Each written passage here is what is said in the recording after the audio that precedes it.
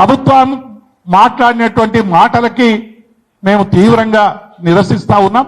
ముఖ్యమంత్రి గారు వెంటనే మంత్రుల కమిటీ నుంచి మళ్ళీ అధికారుల కమిటీకి వచ్చింది.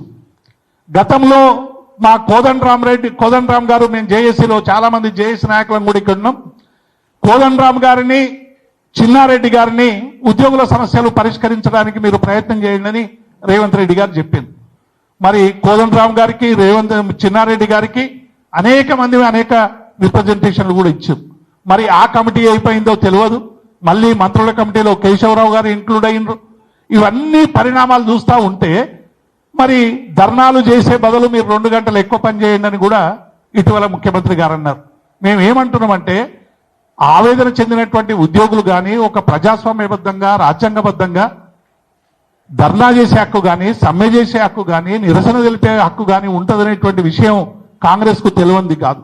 ఇటీవల సోనియా గాంధీ మీద మరి ఈడీ కేసులు పెట్టినప్పుడు కాంగ్రెస్ నాయకులందరూ కూడా పిసిసి అధ్యక్షులతో సహా మంత్రులందరూ సహా రోడ్డు మీదకి వచ్చి ధర్నా చేసినటువంటి సందర్భాన్ని కూడా చూసినాం. ధర్నా కాంగ్రెస్ పార్టీ చేయొచ్చు, సమస్యలు వస్తాయి, కానీ ఉద్యోగులు మాత్రం 2 గంటలు పనిచేయాలని చెప్తా ఉన్నారు.